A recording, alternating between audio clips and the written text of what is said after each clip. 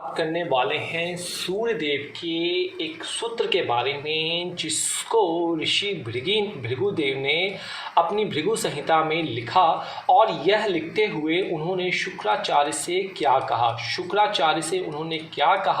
कि भाई शुक्राचार्य जो हैं वो देवताओं के नहीं बल्कि दानवों के गुरु हैं और इनकी कहीं ना कहीं सूर्य देव के साथ एक अच्छे रिलेशनशिप नहीं है। तो सोचिए, इसका मतलब ये नहीं है कि इनके बारे में कुछ गलत कहा गया। कहा क्या कहा भृगु जी ने कहा कि अगर सूर्य आपकी कुंडली में अच्छा होकर बैठा हुआ है तो जब जातक 10 साल का होगा तो उससे छठे घर को अच्छे प्रभाव देगा। मतलब सूर्य जहां बैठा है वहां से छठे घर को एक्टिवेट करेगा, एनर्जी को रिलीज करेगा। लेकिन अगर यह सूर्य कुंडली में अच्छा होकर नहीं बैठा हुआ है, दूषित है, प्रभावित है, तो जब जातक 10 साल का होगा तो छठे भाव में एनर्जी रिलीज करेगा, बट उस एनर्जी का जो प्रभाव होगा वो नेगेटिव होगा।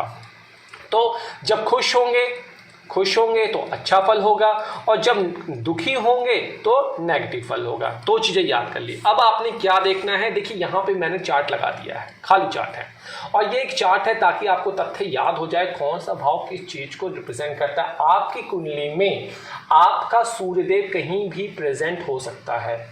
अगर क्योंकि आप 10 साल के हैं तो आपको डेफिनेटली कुंडली देखने नहीं आती होगी। 1% जातक जातिकाओं को ही अगर इंटरेस्ट होगा तो देख पाते होंगे। लेकिन अगर आप पेरेंट्स हैं या आप अपने पेरेंट्स की कैटेगरी में बुजुर्ग हो चुके हैं और अपने इस सिद्धांत से सीख रहे हैं कुंडली, तो आप ये अप्लाई कर सकते हैं तथ्य को। आपने देखा होगा कि 10 साल के एज में आपके बेटे या बेटी के साथ कोई एक्सीडेंट हुआ होगा, कोई चोट लगी होगी, कोई ख्याति अर्जित की होगी, कोई एनर्जी, कोई सफलता प्राप्त की होगी, कहीं फर्स्ट प्राइज पाया होगा, कहीं कंपटीशन में सफलता प्राप्त की होगी, ये सारी चीज।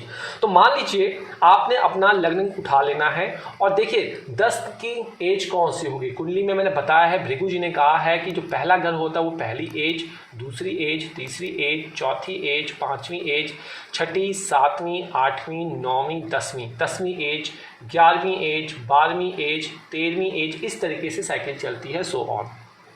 तो आप 10वें में यहां से कौन सा आया, आपका 10वां आ गया 10th हाउस, आपका 10th हाउस आया। और 10th हाउस आपके नोट कर लेना कि यहां पे सूर्यदेव बैठे हुए हैं आपके लग्न कुंडली में। अब 10th हाउस सूर्यदेव की क्योंकि 7वीं दृष्टि होती है तो इसको भी आपको नहीं भूलना है। सूर्यदेव की 7वीं दृष्टि होती है, इसको भी नहीं भूलना है। और मैंने क्या कहा, सूर्यदेव जो है भृगु संहिता में कहा गया कि छठे भाव को प्रभावित करेंगे, एक्टिवेट करेंगे। तो छठा भाव कौन सा हुआ यहाँ पे, 1 2 3 4 5 6, तो तीसरे भाव को वो कहीं ना कहीं प्रभाव दिखाएंगे। तो देखिए 10म भाव क्या था, पिता का था, राज्य का था, कर्म का था, कारोबार का था, पद का था, प्रभुता का था, अधिकार का था, प्रतिष्ठा का था और राजयोग का था। तो 10म भाव में सूर्यदेव दिग्बली भी कहलाते हैं। कंडीशन यही है कि इनकी अवस्था अच्छी हो, स्ट्रेंथ अच्छी हो, राहु केतु और छठे 8वें 12वें के मालिक से पीड़ित ना हो। अगर यहाँ पे सूर्यदेव अच्छे होकर बैठे हुए हैं तो यहाँ से छठे भाव में एनर्जी रिलीज करेंगे, इस वाले घर में रिलीज करेंगे। तो क्या देगा, छोटे भाई बहनों के प्रति प्रेम को अधिक करेगा, जिसकी कुंडली में यह हम कंडीशन देख रही हैं। तो वह उस एज में पराक्रम करेगा, पराक्रम करके सफलता प्राप्त करेगा, किसी कंपटीशन में, किसी कम्युनिकेशन में वो वहाँ पे प्रथम स्थान करेगा। आयु क्षीण होने वाली होगी तो उसमें रक्षा करेगा, और माता की तबीयत खराब होने वाली होगी तो उसको ठीक करेगा, मृत्युतुल्य कष्ट से रोकेगा। अगर परिवार पे कोई गुप्त शत्रु हो रहे होंगे तो उसका भाग्य यहाँ पे जागृत होगा। गले जैसी कोई समस्या आ रही होगी उसको भी ठीक करेगा। स्वास्थ्य संबंधी कोई रोग होगा, होने वाला होगा या होगा, उसको भी वो वहां पे ठीक करेगा। तो ये सारी पॉजिटिव आ गई। लेकिन अगर यही राहु से छठे घर का मालिक बैठा हो, 8वें घर का मालिक यहाँ बैठा हो, या फिर 12वें घर का मालिक दूषित हो जाए, राहु केतु चंद्र ग्रहण दोष बन जाए, यहाँ पे पाप कत्र योग बन जाए, तो जो प्रभाव यहाँ पे पॉजिटिव हुए हैं वहाँ पे कहीं ना कहीं आपको भुगतना पड़ सकता है।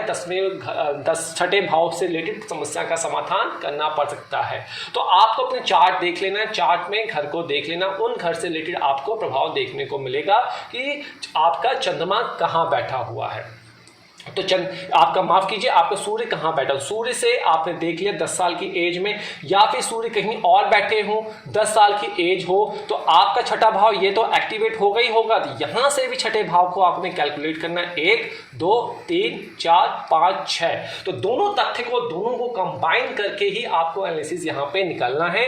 बाकी के लिए आप अपने एस्ट्रोलॉजर से कंसल्ट कर सकते हो। तो ये एक तरीका है किस तरीके से भृगु जी का 23वां सूत्र, जिसको हम ए कह रहे हैं, क खंड कह रहे हैं, ख खंड के लिए दूसरी वीडियो का इंतजार कीजिए।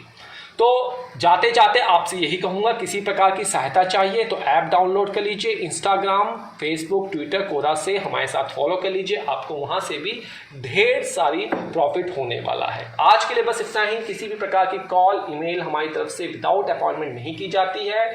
सब कमेंट से आप बचिए। कोशिश कीजिए जिस दिन वीडियो लॉन्च हो रही है उसी दिन आप अपने कमेंट बॉक्स पे कमेंट लिख लीजिए। अगर पिछले रिप्लाई नहीं हुए हैं तो आपके चांसेस जो हैं वो वहां पे बढ़ जाते हैं। तो नमस्कार, जय माता दी।